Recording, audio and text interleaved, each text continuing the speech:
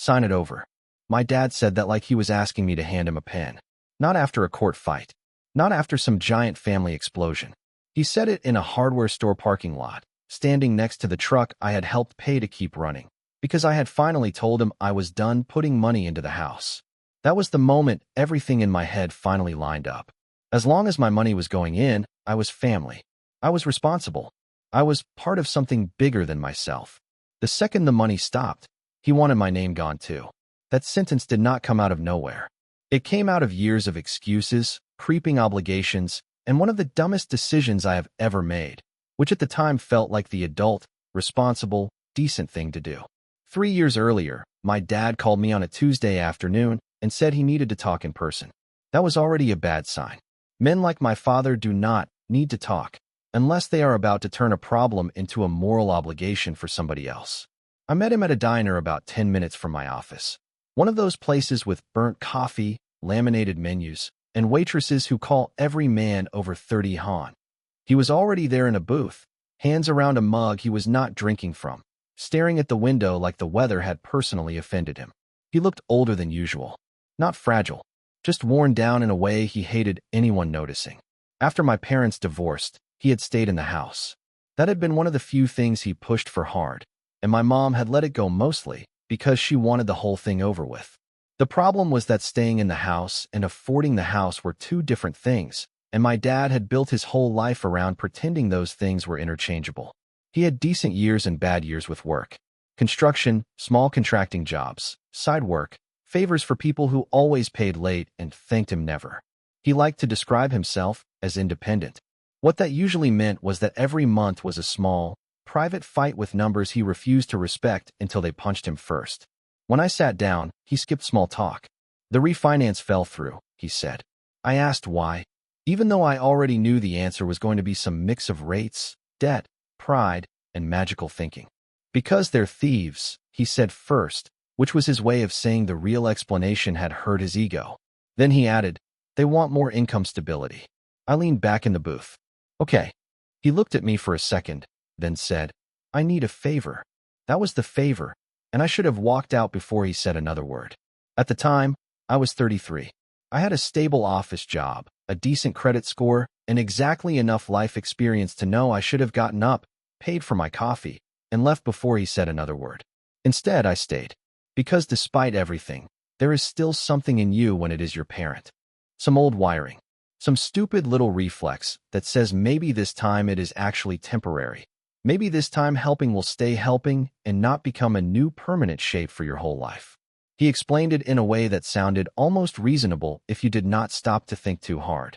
Rates had shifted. The house needed some work. The lender wanted stronger numbers. He did not want to lose the place over what he kept calling a rough patch. If I came in on paper, just temporarily, it would help him stabilize things, get through the refinance, and then we could clean it up later. He kept saying we, like this was a shared solution instead of a hole he had already dug for himself. I should have paid more attention to that word. He said it like we were a team, like he was inviting me into a solution, not asking me to step into a hole he had been digging one late payment at a time. I asked the obvious question. What exactly are you asking me to do? He did not say co-sign. He did not say joint title at first. He circled it. Men like him always circle the ugliest part first, as if the softer language changes the actual risk. Just come on as support, he said. Support. That was the word he used. By the time the coffee went cold between us, the picture was clearer. I would have to be on the paperwork. My income would help the refinance go through. My credit would help keep the rate from getting even worse. I would not be the sole owner, obviously, because this was still his house, but I would be tied to it enough to matter. I asked how long he thought this would last. A year, he said immediately. Maybe less. I just need breathing room. That should have told me he had rehearsed the answer. I asked whether he had looked at selling. His whole face changed when I said that. Not angry right away. Offended. Why would I sell my house? Because you cannot afford it, I thought, but I did not say that because I was still trying to be the good son, the practical son, the son who could help without making it ugly. I told him I needed to think about it. He nodded like that was fair, but his whole body went tense in that quiet, punishing way he had when he wanted you to know your hesitation was already a kind of betrayal. I'm not asking you to give me money, he said. I'm asking you to help me keep this in the family. That line stayed with me because it was so perfectly built to bypass common sense. Not help me keep my house. Help me keep this in the family. He was already turning the whole thing into something bigger and nobler than it really was. The truth was smaller and uglier. He needed my name because his own was not enough. I did not tell many people what he had asked. That was another mistake. If I had told almost anyone outside the family, they probably would have said what should have been obvious. Do not tie yourself to a house you do not control for a man who treats every warning like disrespect. Do not let temporary and family blur into legal paperwork. Do not mistake urgency for honesty. Instead, I talked to my older sister, who is one of those people who always wants peace so badly that she starts confusing it with wisdom. She said, if it's just for a year and it keeps Dad from losing the house, maybe it's worth helping. Maybe is the kind of word that ruins lives. I also talked to my girlfriend at the time, Lauren. She did not love the idea, and to be fair to her, she had better instincts than I did. What happens if he doesn't clean it up later? She asked. He will, I said.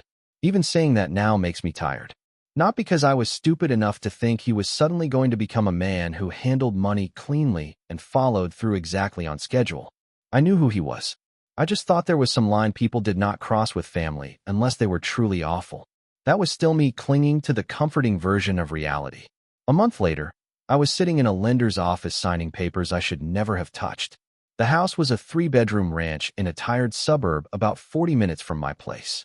Brown roof, white siding that never looked fully clean no matter how much effort went into it, driveway with a crack that kept widening every winter, and a garage full of tools, old paint cans, and still good junk my dad refused to throw away. I had grown up there.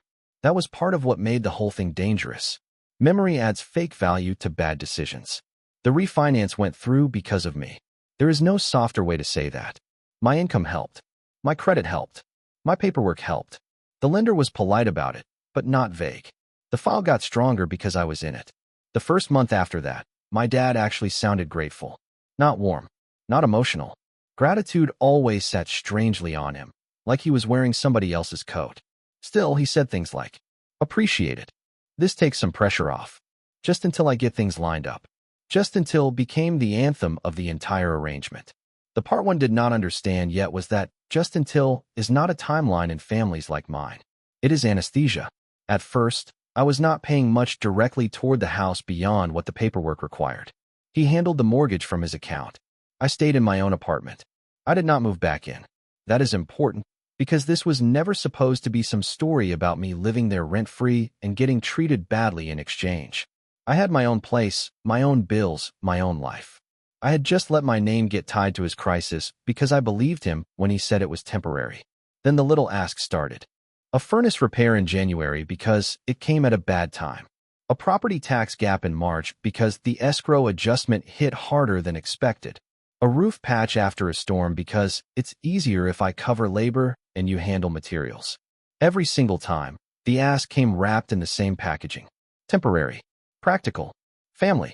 And every single time, I told myself the same lie. This is still cheaper than a disaster. That is how these things grow. They do not usually become a nightmare in one giant moment. They grow through dozens of small, defensible choices that only become obviously insane once you stack them together. Lauren hated all of it. Not loudly. Not in some jealous or dramatic way. She just hated the pattern. He does not need help, she said once while we were eating takeout on my couch. He needs access. That line should have stopped me cold. Instead, I defended him. Because of course I did.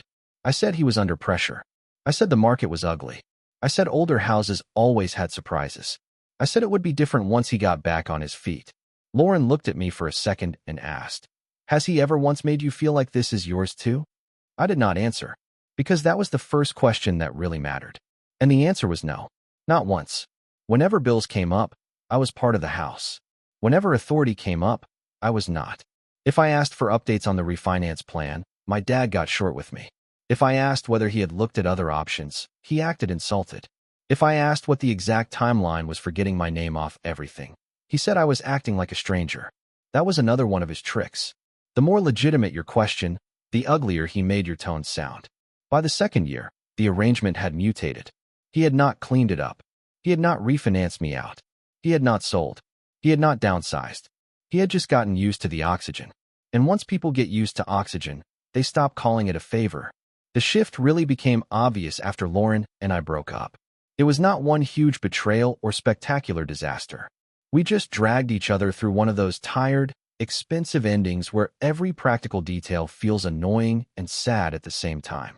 She moved out first.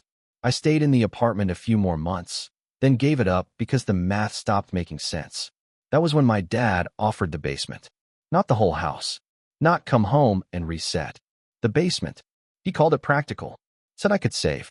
Said it made no sense to pay high rent when I was already tied to the house anyway. That line should have sounded like a warning. Instead, because I was raw and tired and sick of watching money evaporate, it sounded efficient. I moved in at the start of fall with a mattress, a desk, 2 lamps, and way too much faith in the idea that proximity would somehow make the whole arrangement easier to sort out. It did the opposite. The second I lived there, the lines got dirtier. Now I was not just on paper. I was in the building. Now groceries blurred. Utilities blurred. Repairs blurred. Now every contribution could be reframed as part of the household, which sounds fair right up until the part where nobody else is counting as carefully as you are. The basement smelled faintly like damp drywall and old detergent for the first 2 weeks.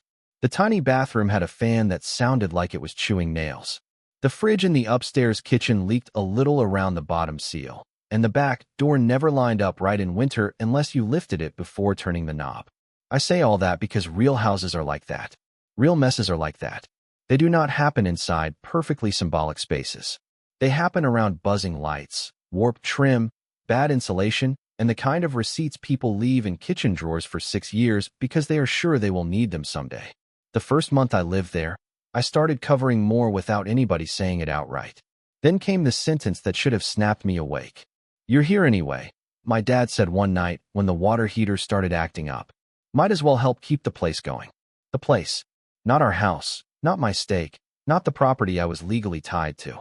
Just the place, like I was lucky to be paying into weather. That was when I first started feeling the real problem. It was not just that he needed money. It was that he wanted all the benefit of my involvement with none of the dignity attached to it. And once that feeling got into the house, it stopped leaving. Living there turned everything uglier faster than I expected. When I only existed on the paperwork, my dad could still pretend I was helping from a distance. He could keep the whole thing in that vague family zone where nobody said too much out loud. Once I was in the basement, using the shower, eating food from the same kitchen, hearing him slam cabinet doors at 6 in the morning, all the fake separation disappeared. Now every dollar had a room attached to it. Now every favor had a face. Now every ugly part of the arrangement was sitting at the dinner table. The first few weeks, I told myself the tension was temporary. I had just moved in. We were adjusting. He was set in his ways. I was bruised from the breakup and oversensitive. I used every excuse people use when they know something is wrong, but are still trying to avoid naming it. Then the little comments started stacking up. If I bought groceries for myself and left them on a separate shelf, he would look at them and say, "You know food is cheaper when people stop pretending they're separate." If I ordered takeout after a long day, he would ask how much it cost before I even sat down. If I stayed downstairs with the door closed, he would make some comment about being part of the house when it's convenient. The worst part was that he still spoke like the house was completely his, while also expecting me to help cover whatever hit that week. He wanted my money to be collective and my existence to be conditional. One evening, maybe 6 weeks after I moved in, the washer started making a grinding sound like it was trying to eat its own belt. My dad stood in the laundry room with his arms crossed and stared at it like being disappointed in the machine might somehow lower the repair quote. Then he looked at me and said, "You know this gets used more now." That was how he introduced the topic. Not, "Can you help with this?" Not, "I'm getting squeezed this month." Just that. I leaned against the doorframe and said, "So do you?" He gave me that same thin, irritated look he always got when reality did not bend smoothly enough in his favor. "Yeah," he said, "but you're here too." That was the pattern again. The second money came up, simple presence turned into liability. The repair ended up being $380. I paid half because I was too tired to turn a washing machine into a moral war. And because part of me was still trying to preserve the illusion that we were dealing with practical issues and not a father slowly training himself to see his son as a line item with legs. A couple weeks later, property taxes came up again. Then the gutters. Then a leak under the kitchen sink that had apparently been doing that for a while, which was exactly the kind of sentence that tells you nobody was going to fix it until it became expensive enough to be urgent for the wrong person. The real shift was not that I was paying more. The real shift was that he stopped even pretending to be embarrassed about it. In the beginning, there had at least been some awkwardness, a little throat clearing, some half-sincere line about bad timing. That disappeared. The money started being discussed the same way people discuss replacing batteries or buying salt. Just another thing the house needed. Just another thing that should somehow concern me by default. One Saturday morning I was making coffee when he walked into the kitchen holding a folded piece of paper. He set it on the table in front of me. "What's this?" I asked. "Water bill." I looked at it. And he poured himself coffee, then said, "And you live here." It was not loud. It was not emotional. That was what made it exhausting. Everything with him came wrapped in plain language. Like if he kept the tone flat enough, nobody could accuse him of being manipulative. "I already helped with the washer this month," I said. He shrugged. "And this is the water bill." My hand stayed on the mug longer than it needed to. He had a way of making every conversation feel like a tiny courtroom where he had already decided the outcome and was just waiting for you to either comply or embarrass yourself by objecting. "How much?" I asked. He told me. I paid it. I hated that I paid it. Not because I could not spare it, but because every time I gave in on something like that, the rule hardened a little more. In his mind, the argument was being settled by repetition. If I paid often enough, then paying was what made sense. If I paid often enough, then any future resistance became unreasonable by definition. That is how a bad arrangement becomes a permanent one, not through one massive betrayal, through enough smaller concessions that the original line disappears. At work, I started taking longer lunches just to get out of my own head. There was a diner near the warehouse with cracked red booths and coffee that tasted like burnt metal. I ate there alone more than I should have, mostly because it was one of the few places where I could sit in silence without silence itself feeling like part of some ongoing argument. One day, Chris from work slid into the booth across from me with fries and a Coke and asked, "You still at your dad's place?" I nodded. He made a face like he already knew the answer to the next question. "How's that going?" I gave the safest answer possible. "Saving money." He snorted. "That bad?" I looked out the window for a second. "It's not one big thing," I said. "It's just, everything has a cost attached to it now." He nodded in a way that told me he understood more than I expected. "My uncle was like that," he said. "If you breathed near his house long enough, suddenly you owed him for the air." That made me laugh harder than it should have. Not because it was exactly true, but because it was close enough to hurt. Around that time, I started asking more directly about the actual plan. That was another point where things changed. When I had first signed the paperwork, my dad had been full of timelines. A year, maybe less, just until things stabilized. Now every time I asked when he planned to refinance me out or figure out another solution, he got annoyed like I was bringing up something rude at dinner.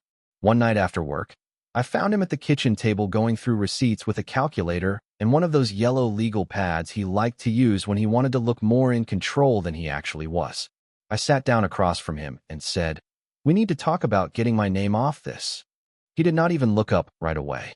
"Off what?" I stared at him. "The house." That got his attention. Why now? Because it has been years, I thought.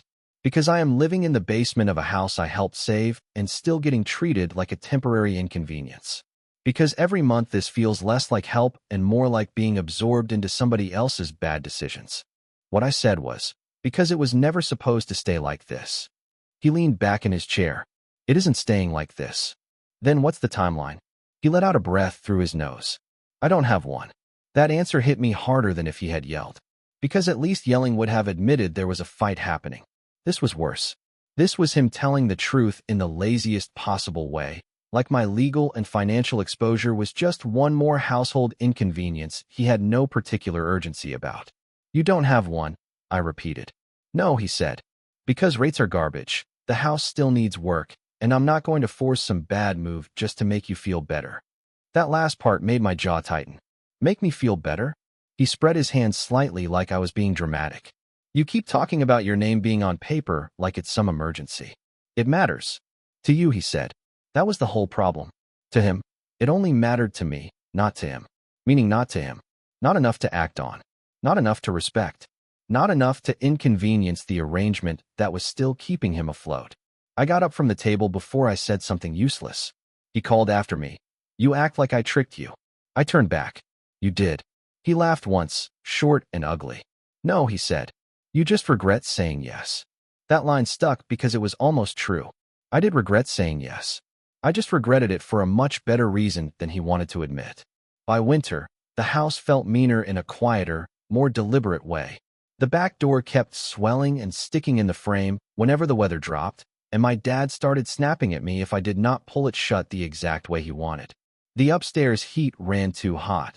The basement stayed cold, and every conversation about the thermostat somehow turned into a lecture about shared expense.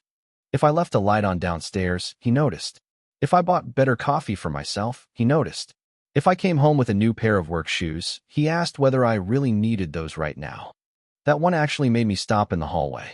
My shoes were falling apart. He stood in the kitchen doorway with a dish towel over one shoulder. You always have money for your own priorities. That sentence told me everything I needed to know about how he saw me. The house did not just need my help. It competed with me. Any money I spent on my own life was money that, in his mind, had declined to become house money. The next real escalation came over insurance. A policy adjustment had bumped the monthly amount, and he brought it up after dinner in the flat, controlled tone he used when he wanted to make something sound pre-decided. It'll probably make more sense if you cover the difference. I looked up from my plate. Why would that make more sense? He gave me the same look he always gave me when I asked a question he thought should have embarrassed me. Because your name is on it too. That line made me go very still. For months, maybe longer, my involvement had only seemed to matter when he needed leverage or money. Anytime I asked for clarity, transparency, or rights, suddenly it was his house, his decisions, his burden. But now that a policy adjustment had shown up, my name mattered again. That's interesting, I said. His face changed. What's interesting? My name only counts when the bill goes up. My mom was rinsing dishes at the sink. She stopped moving for half a second, then started again, slower. My dad sat back. If you're trying to start something, do it directly. I am doing it directly, I said. You can't keep using my name when it helps you and pretending it means nothing when it helps me. He stared at me for a second. Then he said, You live here because I let you. That line turned the room colder. It was not the worst thing he would say, but it told me exactly how he thought power worked in that house. Because it was never really about the paperwork. That was just one branch of it. The deeper thing underneath all of this was that he genuinely believed access erased balance. In his mind, the fact that I was under his roof canceled out everything else. I pushed my plate away. And you're keeping this house because I signed. That landed. His whole posture changed. Not explosive, just tighter, more dangerous. Careful, he said. That was his version of losing control in public. He did not shout much. He warned. I stood up. No, I said. You be careful. Then I went downstairs with my pulse hammering in my neck hard enough to make my hearing feel weird. That night, I barely slept. Not because I thought he was going to throw me out right then. Because I realized the arrangement had stopped being stupid and become poisonous. There is a difference. A stupid arrangement drains you slowly because you keep hoping it will stabilize. A poisonous one starts reshaping your thinking. It makes you smaller, more cautious, more strategic about simple things like food, laundry, noise, eye contact, receipts, timing, and how much of your life you leave visible in shared spaces. I started keeping more documents in my car. I stopped leaving mail on the kitchen counter. I moved my bank folders and a small lockbox into the trunk one Sunday morning while he was at Home Depot, because something in me had finally accepted a basic truth. If the money stopped, the mood in that house would get much worse. And sooner or later, the money was going to stop. The thing that pushed it to the next level was a repair estimate. Spring storms had done more damage to a section of the roof than expected, and my dad got quoted a number that put him in one of his worst quiet moods. He spent 2 days stomping around the house like the shingles had betrayed him personally. Then on the third night, he came downstairs. He never came downstairs unless he wanted something. I was at my desk, laptop open, pretending to work while actually looking at old refinance emails, and trying to piece together exactly how badly I had let this arrangement drift. He knocked once on the frame, then walked in without waiting. "We need to talk." I leaned back in the chair. "That's never good." He ignored that. He had the estimate in his hand, folded in thirds. "The roof's going to need more than patchwork." I nodded. "Okay." He looked around the basement like the fact that I had a bed, a desk, and a space heater down there was part of the argument already. "I'm going to need you to step up." That was the assumption sitting underneath all of it. He was not asking. He was informing me. I asked how much. He told me. The number sat there between us long enough that even he seemed to realize how insane it sounded when spoken out loud. I laughed. Not because it was funny. Because it was so naked. He did not like that. "What? You cannot be serious." He folded the paper tighter in his hand. "You're on the house." "There it is," I said. "What's that supposed to mean?" "It means every time something goes wrong, suddenly I'm on the house. Every time I ask for a timeline or a say in anything, I'm just your son sleeping in the basement." His face hardened. "You benefit from being here. I pay to be here. You'd be paying more out there." That line was automatic by then, almost reflexive, and that was the moment I knew he had been mentally using it for a long time. Out there is expensive. Therefore, in here is control. I looked at him and said, "I'm not paying that." The room went completely still. He had expected resistance eventually. I do not think he expected the word no to arrive that cleanly. "You don't have a choice," he said. And there it was. The sentence before the sentence. The logic before the demand. I stood up slowly. "Yes," I said. "I do." He looked at me for a second in a way I had not seen before. Not confusion. Not panic. Something closer to calculation. Like he was trying to figure out whether this was temporary defiance or the beginning of the part he had never really believed would happen. He left without another word. I had not cut anything off yet, but for the first time I was not looking at the list like a son trying to help.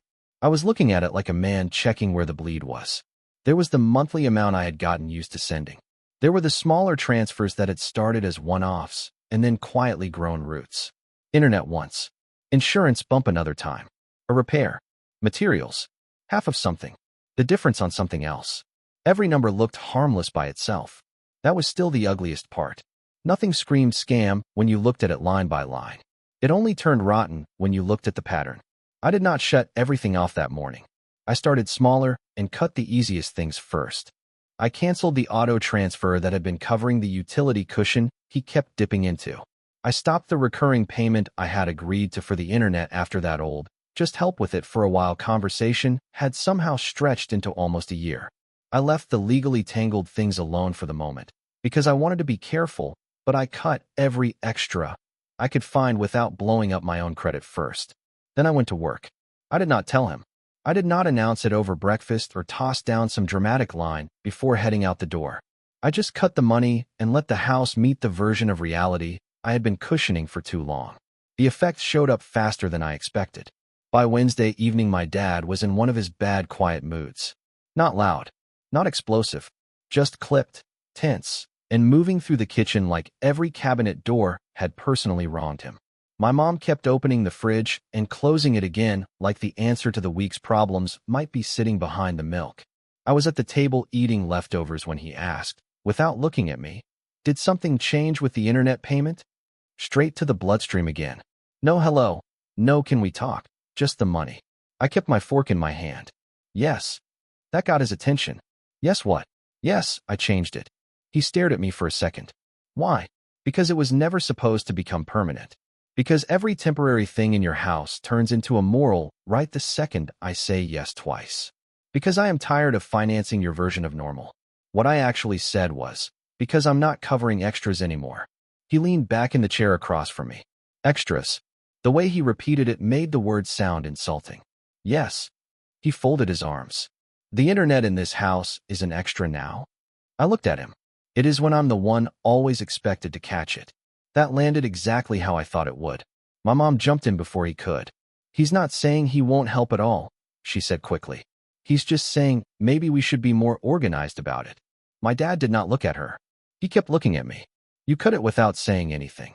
"That's how most recurring payments get changed," I said. I knew as soon as I said it that it was the wrong kind of calm. Too dry. Too precise. Men like him hear calm sarcasm as a direct attack on their authority. His jaw tightened. If you're going to live here, you don't make moves that affect the whole house without talking first. That sentence almost made me laugh because it translated so perfectly into the real version underneath it. You do not interrupt the system without permission. I put my fork down. If it affects the whole house, then maybe the whole house should have been handling it. No one said anything for a few seconds. My mom looked exhausted already, and it was only Wednesday. My dad finally said, "We'll talk later." That was never a good sign. "We'll talk later" in his mouth meant he had not found the line he wanted yet, but absolutely intended to keep digging until he did. He got that chance the next night. I came home and found a yellow pad on the kitchen table with numbers all over it. Mortgage, taxes, insurance, utilities, grocery estimates, repair costs, gas, every bill he could think of, written out like he was preparing evidence for court. He did not bother easing into it. "Sit down," he said. I stayed standing. "What is this?" "This," he said, tapping the paper, "is what it costs to keep this place standing."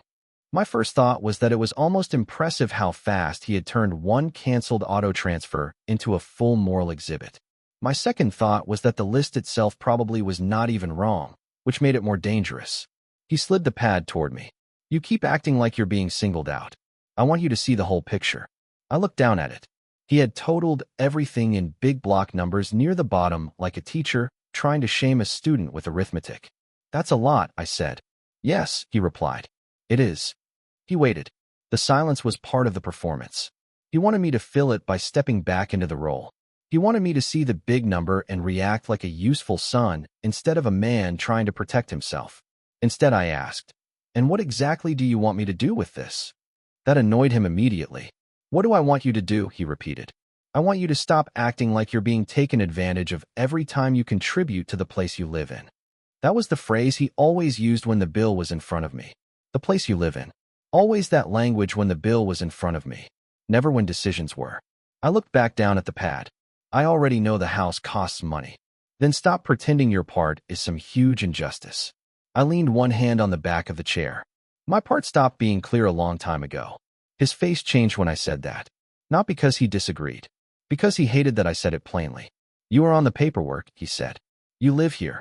You eat here. You use the utilities here. What exactly is unclear?" I could have answered that in 10 different ways. What was unclear was why my name mattered for debt, but not for control. What was unclear was why every bad month somehow became a shared burden, while every long-term decision stayed his. What was unclear was why I was expected to carry risk like an owner and behave like a child. What I said was, "If I'm that involved, then stop acting like this is all just yours whenever I ask questions." My mom closed the dishwasher harder than she meant to. The sound cut through the room. My dad stared at me for a second and then said, "This is my house, and my name is on it." That line did what it always did. It brought the hidden part into the light, which meant he had to either admit the contradiction or get angrier. He chose anger. Not loud anger. Worse, the controlled kind that tries to sound like principle. Your name being tied to it does not mean you get to rewrite what this house is. I looked at him and said, "I'm not rewriting anything. I'm reminding you what you asked me to sign." That was the first time in a while that he looked almost thrown. Not because the fact was new. Because hearing it said cleanly made it harder to sit inside the version of the story where I was just some overgrateful son freeloading in a basement. He pushed the legal pad away. "If you regret helping, say that." "I regret trusting the timeline." He laughed once. There was no timeline anyone could predict. That was another one of his tricks. Anything he failed to do became impossible in hindsight, even if he had sold it as simple and temporary in the beginning. I did not keep arguing. I had started learning that once he got to the "history is whatever helps me now" stage, the conversation was already dead. I went downstairs and shut the door. That night, I emailed the loan documents to myself again from my old folder and spent 2 hours reading language I should have read much more closely the first time. It was not good. Not catastrophic, but not good. I was not some equal owner with beautiful clean leverage. The structure was messy enough to keep me exposed and vague enough that it would take effort, money, and probably outside help to untangle properly. My name mattered enough to create risk, not enough to create comfort. That is a nasty category to live in. The next week got meaner. He started noticing everything again, but now there was edge under it. If I got home late, he asked whether I was shopping for some miracle deal. If I made coffee downstairs instead of upstairs, he asked whether I was rationing my participation in the family. If I brought home takeout, he looked at the bag and said, "Interesting use of money for someone trying to get independent." It was petty. It was constant. It was designed to make every ordinary movement in my own life feel like a statement he had the right to examine. My mother kept trying to smooth things out. That was her role in the system, whether she admitted it or not. She translated. She softened. She took his ugliest tone and wrapped it in concern until it sounded almost survivable. One Sunday afternoon, she came downstairs with a basket of folded towels, stood in the doorway, and said, "He's scared." I looked up from my laptop. Of what? She shifted the basket in her hands. Of everything changing at once. That irritated me because it was true enough to sound fair and incomplete enough to still protect him. He should have thought about that before building everything around me saying yes. She sighed. "It's not that simple." "No," I said. "It actually is." She set the basket on the dryer and sat down on the edge of the spare chair. "You know he's not good with this kind of pressure." That almost made me laugh. No, I thought. He's great with pressure. He's just best at moving it around until it lands on somebody else. But I did not say that because I was too tired to fight with both of them in different languages. Instead, I asked, "Did he tell you to come say this?" She hesitated. That was answer enough. "He thinks you're pulling away on purpose," she said. "I am pulling away on purpose." She looked at me like she wanted that line to be more salvageable than it was.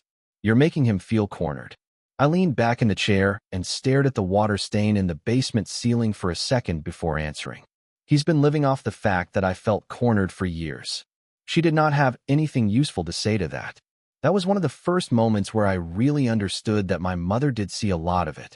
She just needed to keep translating it into a softer emotional language so she could live next to it. If he was controlling, she called him scared.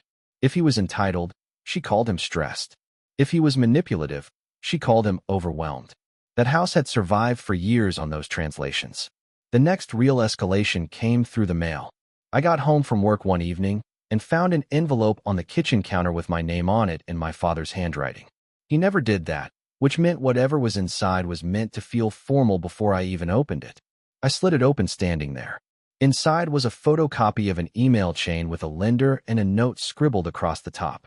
"If you're not going to keep helping, we need to simplify ownership." I read it twice. Then a third time.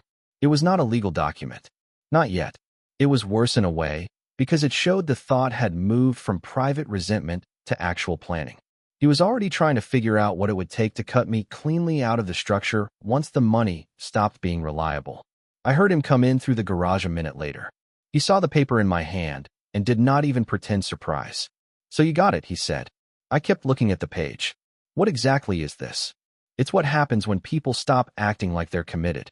There was something almost surreal about how cleanly he had merged my money with my loyalty in his head.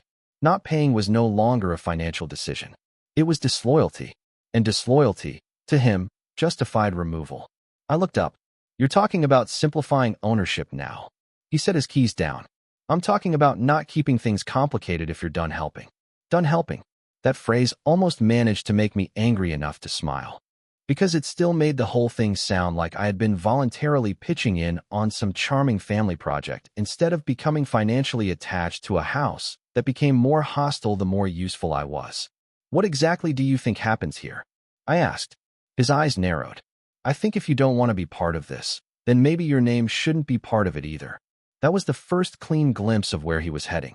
Not the full line yet, but the skeleton had grown bones. I folded the paper once and put it back in the envelope.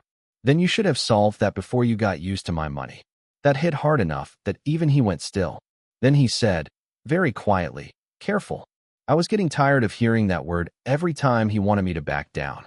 "No," I said. "You keep saying that like I'm the one threatening something." He took one step toward me. "You think I can't fix this without you?" That question told me more than anything else he said that night. Because he was not asking from confidence. He was asking from ego. He needed me to reassure him that he was still powerful enough to recover without admitting what my involvement had actually done for him all this time.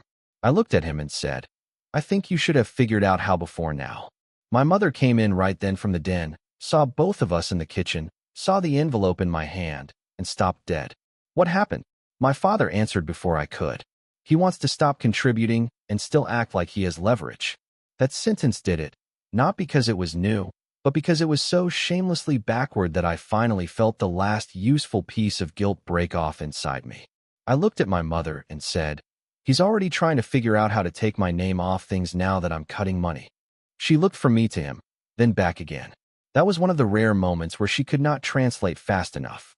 He stepped in anyway. If he's not going to stand with the house, then why would his name stay tied to it? By then it was almost fully formed. Stand with the house. As if the house were some wounded relative. As if every transfer I had made had been devotion, and every question I asked was betrayal. I laughed then. I could not help it. Not because any of it was funny. Because I had finally heard the scam dressed up so completely in family language that it sounded almost beautiful in its own disgusting way. My dad hated that laugh. His whole face changed. "What's funny?" I looked him right in the eye. "You keep talking like this is loyalty when it's really just money." The kitchen went dead quiet. He took one more step toward me, and in that second I knew exactly where the next stage was going. The question was no longer whether he felt entitled to the house without my conditions attached. He absolutely did. The question was how quickly he was going to stop circling the idea and say it plainly. He answered that sooner than I expected. "Fine," he said. "Then maybe we do need to make this official." That line landed harder than yelling would have. Because yelling is messy. Yelling can be blamed on stress. Make this official sounded planned. And planned is worse. I went downstairs with the envelope still in my hand and locked the door behind me, which I had never done before. Not because a cheap basement door lock was going to stop anything important. Because I suddenly needed one object in that house to answer to me first. I sat on the edge of the bed and looked at the scribbled note again. "If you're not going to keep helping, we need to simplify ownership." I knew what that meant now. Not just emotionally. Mechanically. He was working his way toward paperwork. And once I understood that, the next step became obvious. I was done trying to solve this inside the house. The next morning, I did something I should have done years earlier. I called a lawyer. Not some expensive shark in a glass tower downtown. Just a local real estate attorney with an office above a tax place and a website that looked like it had been built in 2012 and then left alone out of respect. His consultation fee was $250, which felt insulting at the time, but less insulting than losing control of a house I had never fully had control over in the first place. I took a long lunch from work and drove there with a folder on the passenger seat. Loan paperwork, email chains, old payment confirmations, property tax notices, insurance letters, screenshots of transfers, the stupid handwritten envelope from my father. I brought everything because by then I was done trying to explain the situation emotionally. I wanted someone to tell me, in plain adult language, exactly how screwed I was and how much of it could still be fixed. The lawyer's name was Feldman. He was maybe in his 60s, wore a blue shirt with the sleeves rolled up, and had the kind of tired office calm that comes from years of hearing people tell him versions of the same preventable disaster. He read for a while, without saying much. That was the longest 20 minutes of my month. Then he put the papers down, took off his glasses, and said, "He cannot just make you sign anything." That was the first good sentence I had heard in weeks. I leaned back in the chair. "Okay, that does not mean this is clean," he continued. "It is not clean. But he cannot bully you into signing away your position because he is angry you stopped paying." I liked the word position more than I expected. Not because it made me sound powerful, because it made me sound real. It turned me from some emotional son in a family fight into a person with legal exposure and actual standing. I asked him the question that mattered most. What can he do? Feldman gave a very lawyer answer first, which was essentially that people can always try stupid things before they are told to stop. Then he got more specific. My name being tied to the refinance and the structure of the paperwork meant he could not just erase me by force or by pressure. If he wanted to simplify ownership, it would require cooperation, negotiation, refinancing without me, sale, or a more formal legal route. What he did not have was the magical family authority to shove a pen into my hand and make years of risk disappear in his favor because his mood had changed. That mattered. The next part mattered even more. What also mattered was the part right after it. Feldman looked down at the papers again and said, "You need to stop making informal contributions immediately." "I already have." "Good. And do not sign anything. Not a letter, not a summary, not a form somebody says is routine. Nothing. If he wants this cleaned up, it goes through process, not pressure. That sentence settled something in me. Because for the first time, the whole mess had a border around it. My father wanted the house to remain family language forever because family language is where he won. Process is where men like him suddenly start sounding less sure of themselves. I paid the fee, got a follow-up email summarizing the basics, and walked back to my car feeling lighter and angrier at the same time. Lighter because the panic had shape now. Angrier because I had let his tone and urgency keep me out of rooms I should have been in from the beginning. That evening, I did not tell my parents where I had been. I went home, put my keys on the counter, and made the mistake of believing I might get one quiet night before the next round started. I was wrong. My father was in the den when I walked in. He had papers spread on the coffee table and a legal pad beside him. My mother was pretending to watch television while very clearly not seeing a single second of it. He looked at me and said, "You have time tomorrow?" That was how he opened it. Not hello, not can we talk, just logistics. For what? He leaned back in his chair. I set up a meeting. With who? A title office. I laughed once before I could stop myself. That annoyed him immediately. What's funny? The part where you set up a meeting before asking if I agreed to one. His mouth tightened. We need to deal with this. No, you need to control this, I thought. There is a difference. I asked, deal with what exactly? He picked up one of the papers and tapped it with 2 fingers. Your name being on something you apparently don't want to stand behind anymore. That line was slick enough that I almost respected it. Because it took years of him using my name, my credit, and my money and compressed all of it into the idea that I was now abandoning some noble shared commitment. I'm not discussing this tonight, I said. You don't get to keep dodging it. I'm not dodging it. Then come tomorrow. My mother finally spoke. Maybe everyone should calm down and do this later. He did not even look at her. No, he said. This has dragged long enough. That part was actually true, which made it more irritating. I looked at him and said, I'm not going anywhere without seeing exactly what you think I'm signing. He stared at me for a second. Then he said, it's just to simplify things. That phrase again. People always say simplify right before they try to shove complexity onto somebody else. I nodded once. Then email it. He did not like that either. Why would I email it if we're meeting in person? Because I'm not showing up blind. For a second I thought he might actually snap. Not because my request was unreasonable. Because it was procedural. It forced the conversation out of the emotional swamp where he liked to operate. Instead he said, fine. Then he got up, collected the papers, and left the room like the furniture had personally betrayed him. 10 minutes later, I got the email. It was not from a title office. It was from him. Attached was a draft quitclaim deed. There is something surreal about opening an email from your father and seeing your own name sitting inside a document designed to clear your interest out of a property. It makes the family part fall away instantly. Suddenly nobody is talking about help, stress, roof repairs, or fairness. Suddenly the only thing in the room is transfer. I forwarded it straight to Feldman. He replied the next morning in under an hour. Do not sign. Do not attend without counsel. This does not resolve your underlying exposure cleanly and benefits him far more than it protects you. That was the second good sentence I had heard all week. I printed the email at work. Not because I needed paper, because by then I wanted something physical in my hand when this blew up, and I knew it was going to blow up. It did that night. I came home and found my father in the kitchen with that same rigid posture he had whenever he had decided reality would be easier if everybody else stopped resisting it. You got the email, he said. Yes. And I put my bag down and took off my jacket slowly. And I'm not signing that. He stared at me. Why? Because it is garbage for me and convenient for you. Because it gives you the cleaner story and leaves me with the dirt. Because I finally asked somebody who knows what they're doing instead of listening to the man who got us into this. What I said was, because I had it reviewed. That changed the room instantly. Not because I raised my voice. Because I said reviewed. Process again. Outside eyes again. Adults again.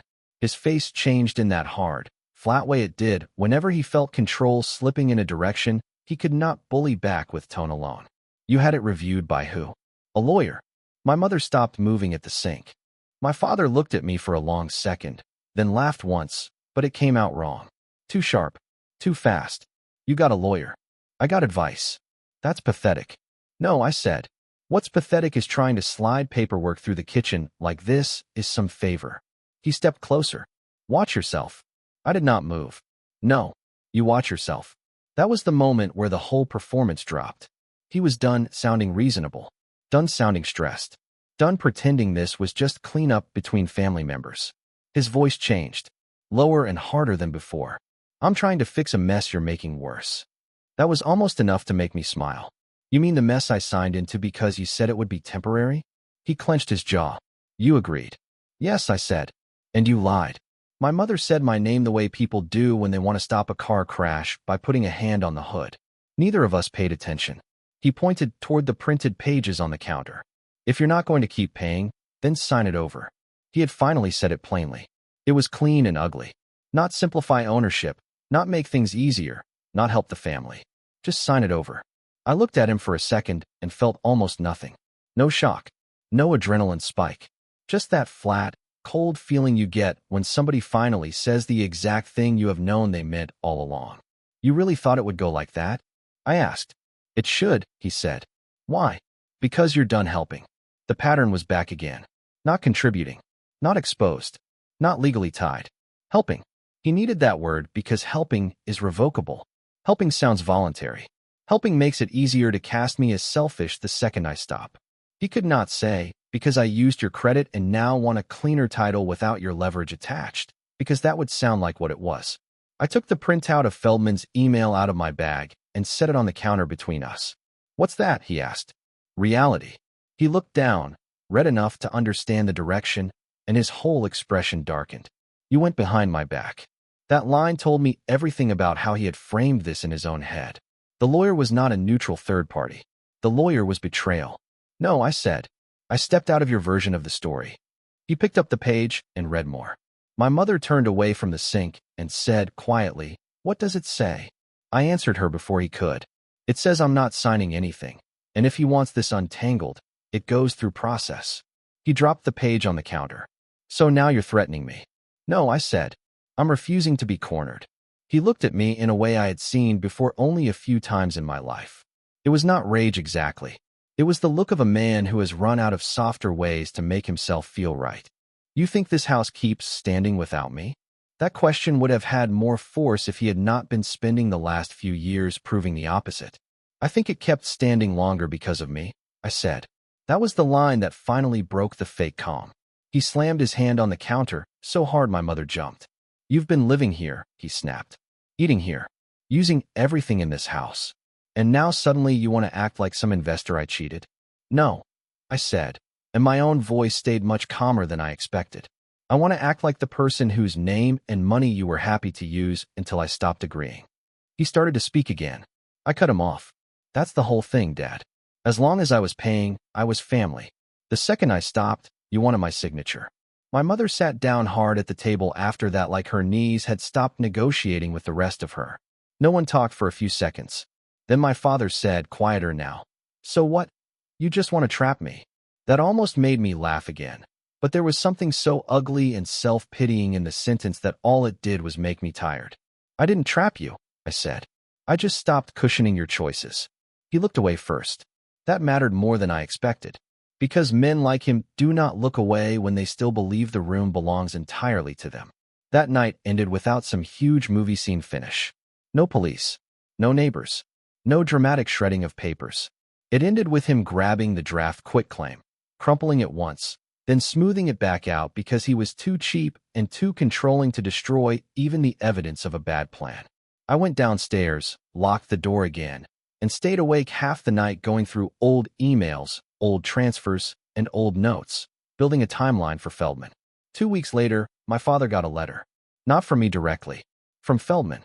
Nothing theatrical. Just clear language telling him future discussions about title or transfer would go through counsel, and that no execution of documents would happen without proper resolution of the broader loan and ownership issues. My dad called me the same evening. He did not greet me. You had a letter sent to my house. Yes. You trying to humiliate me? No. Then what do you call it? Boundaries. He hated that word. I could hear it in the silence. For years, boundaries in that family had been treated like insults with paperwork. Now he was finally running into one that came printed on letterhead. After that, the energy in the house changed. He stopped trying to corner me with forms. He stopped talking about simplifying anything in casual language. He got colder instead, quieter, less conversational, which, honestly, was easier to live with than the manipulative version. I stayed another month, maybe a little less. Not because things were fixed, because Feldman and I were trying to untangle the practical side carefully. And I had learned the hard way that rushing a bad real estate situation just gives one desperate person more chances to make it worse. When I finally left, it was not dramatic. I found a small duplex rental with peeling paint on the back fence and a landlord who answered emails like he was doing me a favor, but it was mine in the only way that mattered. No one in it believed my presence canceled my adulthood. I moved my things over 3 nights after work. Desk first, then clothes, then the mattress, then the stupid lockbox and folders and cables, and all the little pieces of a life that feel much heavier when you are dragging them out of a place where every object seems to have watched you stay too long. My dad barely spoke during those last few days. On the final night, I was carrying the last box to the door when he said, from the kitchen, "You made this a lot uglier than it needed to be." I turned and looked at him. "No," I said. "I just stopped making it easy." He did not answer. And that was the last honest exchange we had for a while. Things did not wrap up cleanly after that. Real life rarely does. There were more letters, more numbers, more waiting, more effort than there should have been just to untangle something that should never have been built that way in the first place. But the big shift had already happened. He had finally said the line. And once somebody says, "Sign it over," the moment you stop paying, there is no softer interpretation left to hide inside. For years, I had told myself the trap was the paperwork. It was not. The paperwork was just the cage.